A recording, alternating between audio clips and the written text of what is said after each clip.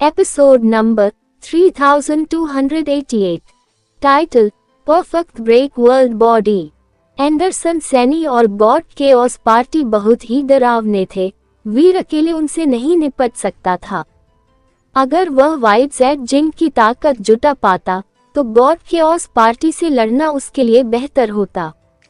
Z भीड़ की मूर्ति में अनगिनत मात्रा में ब्रेक वर्ल्ड शक्ति समा गई, लेकिन ऐसा करते हुए आधे घंटे बाद भी जेड भीड़ की मूर्ति ने कोई प्रतिक्रिया नहीं दी। उस छोटे काले जेड बीस्ट जैसा कुछ भी नहीं हुआ। लगता है मेरे ब्लड पल्स मंत्रा की ब्रेक वर्ल्ड दर बहुत कम है। यह शक्तिशाली ब्रेक वर्ल्ड प्राणियों पर ठीक से काम नहीं करता। वीर उदास था। अगर हालात पहले से ही ऐसे थे तो वीर अभी इतनी आसानी से हार नहीं मान सकता था। अगर वह कहता कि वह ऐसा नहीं कर सकता तो उसे नहीं पता था कि व्हाइट जेड या बॉटल फेरी अपना स्वभाव बदलकर तुरंत उससे लड़ने लगेंगे या नहीं। ब्लड पल्स मंत्रा को कास्ट करते हुए उसने साथ में प्रोफेसर मंत्रा का इस्तेमाल किया। उसने भेड़ की मूर्ति की संरचना का विश्लेषण करना शुरू किया। वह भेड़ की शारीरिक संरचना का विश्लेषण करके उसे संशोधित करना चाहता था। प्रोफेसर मंत्रा का इस्तेमाल करते हुए वीर देखकर हैरान रह गया कि भेड़ की जेड की शारीरिक संरचना लगभग सही थी। उसके निर्माण में कोई दोष नहीं था। ऐसा लग रहा था जैसे यह आसमान में रहने वाले भगवान का काम हो। इसमें एक भी दोष नजर नहीं आ रहा था। ये बहुत शक्तिशाली शरीर है। वीर बहुत खुश हुआ। ऐसा नहीं था कि वीर को भेड़ के शरीर का विश्लेषण करने का कोई तरीका मिल गया था। बात बस इतनी थी कि चूंकि शरीर इतना परफेक्ट था, इसलिए दुनिया तोड़ने की दर शायद 95% थी। ब्रेक वर्ल्ड की दर चाहे कितनी भी ऊंची क्यों न हो, वीर को इससे कोई फर्क नहीं पड़ता था। भले ही वह देख सकता था कि किसी चीज का शरीर कितना अद्भुत है, वह उससे कुछ भी अच्छा नहीं पा सकता था। भेड़ की मूर्ति में शुद्ध जेड शक्ति थी। उसके शरीर की संरचना और जेड शक्ति से वीर उससे बहुत सारी जानकारी प्राप्त करने में सक्षम था। अगर मैं भेड़ जेड की शक्ति संरचना पर नजर डालूं तो इससे मेरी जेड स्किन जरूर बेहतर हो जाएगी, वीर ने सोचा। उसने चुपके से अपनी जेड स्किन शक्ति का इस्तेमाल किया। अतीत में उसने अपनी जेड स्किन का अभ्यास करने के लिए सफेद जेड इमारत की जेड हवा को अवशोषित किया था।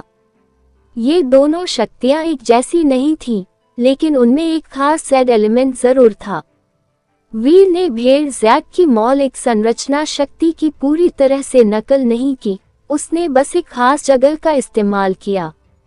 एक ब्रेक वर्ल्ड प्राणी का शरीर और शक्ति एक साथ मिलकर एक हो गए थे। उसके शरीर का अध्ययन करना उसकी शक्ति का अध्ययन करना था। प्रोफेसर मंत्रा समय रहते उसका विश्लेषण नहीं कर सका। वह उसकी अद्भुतता के केवल एक हिस्से का ही विश्लेषण कर सका। साथ ही उसने ब्लड पल्स मंत्रा का उपयोग भेड़ के जेड के सुंदर शरीर पर आक्रमण करने और उसके बारे में और अधिक जानने के लिए किया। शुरुआत में वीर के लिए यह एक मुश्किल काम था, लेकिन अब इससे उसे फायदा हो रहा था। वीर हार नहीं मानना चाहता था। उसे भेड़ को जिंदा तो करना था, लेकिन साथ ही उसकी ताकत को जानना ही वीर का असली मकसद था। भेड़ का शरीर लगभग पूर्णतः स्वस्थ था, लेकिन फिर भी वीर की प्रगति बहुत धीमी थी। अगर हालात ऐसे भी थे तो भी उसे बहुत कुछ हासिल करना था। इस शरीर की ब्रेक वर्ल्ड दर मेरे अनुमान से कहीं ज्यादा है। ये 100 के करीब है। बस 1% से 20% का फर्क है। यह जेड फेरी लीडर काफी डरावनी है। अगर व्हाइट किंग और बाकियों का स्तर एक जैसा है तो इस तरह की शक्ति तो मैं समझ ही नहीं सकता। ये गॉड केओस पार्टी का मुकाबला जरूर कर सकती है। ये फेरी कौन थी जो इतने डरावने जीव पैदा कर पाए? इसमें ऐसी कौन सी शक्ति थी कि यह व्हाइट जेड जिंग को बंद कर सके? वीर का मन सवालों से घिरा हुआ था। वीर की जेड स्किन पवित्र और शुद्ध थी।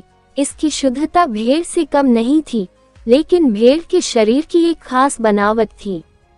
भेड़ के जेड शरीर का भार, ताकत और अन्य विशेषताएं वीर के जेड शरीर जैसी ही थीं।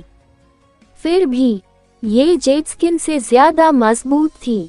इस अद्भुत संरचना के अस्तित्व को देखते हुए यदि वे दोनों एक ही तरह का हमला करें तो भेड़ के जेड शरीर का हमला उससे अधिक शक्तिशाली होगा। वीर इस खोज से चकित था। वह भेड़ के जेड शरीर का विश्लेषण करता रहा।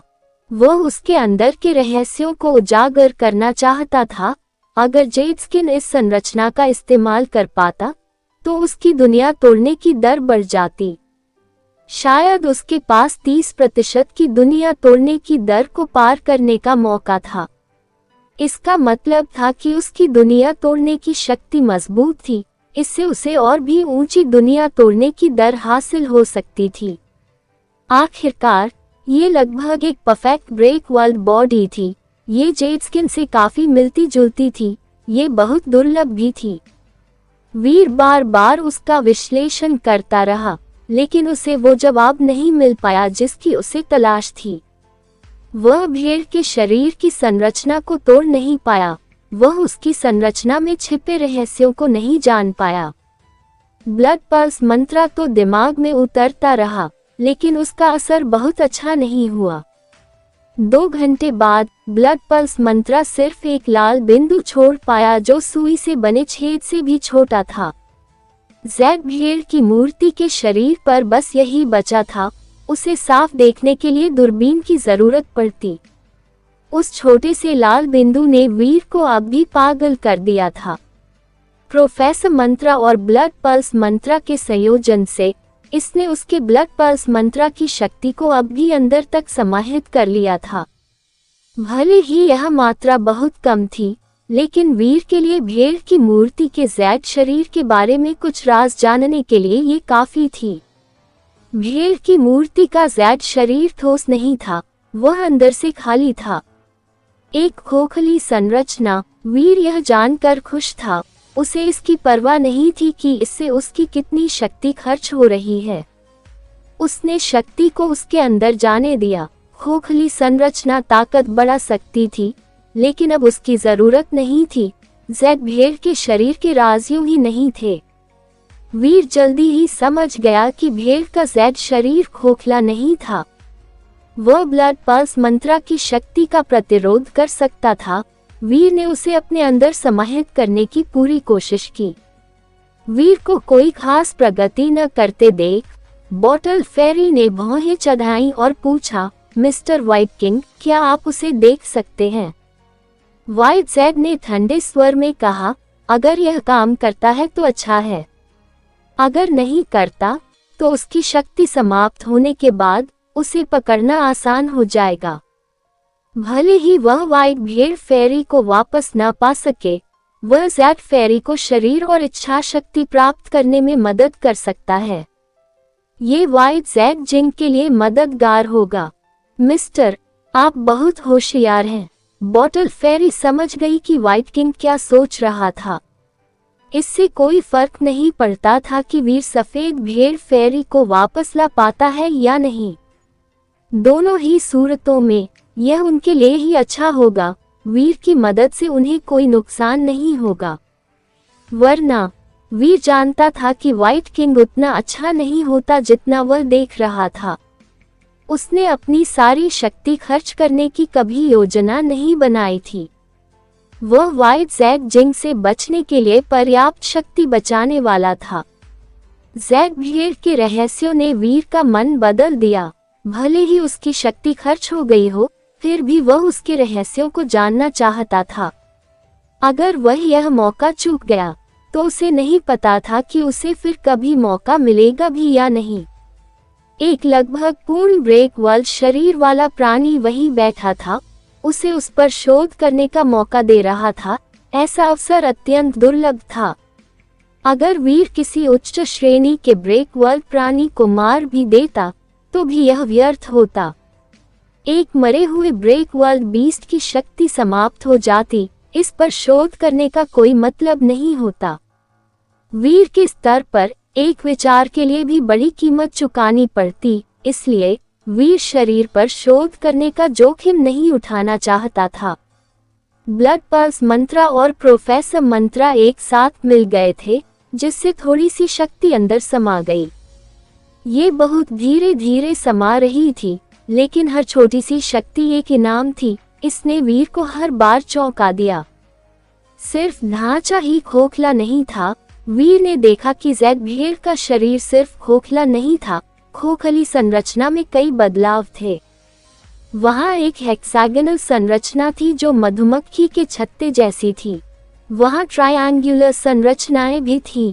कई खोखली संरचनाएं आपस में मिल रही थीं।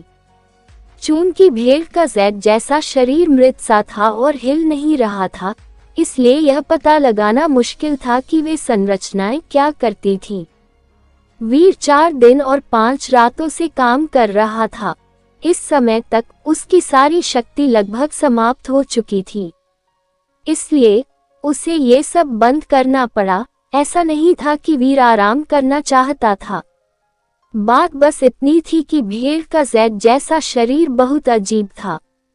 अगर वीर की शक्ति ढीली पड़ जाती, तो भेड़ के जैद जैसे शरीर की संरचना कुछ ही समय में ठीक हो जाती।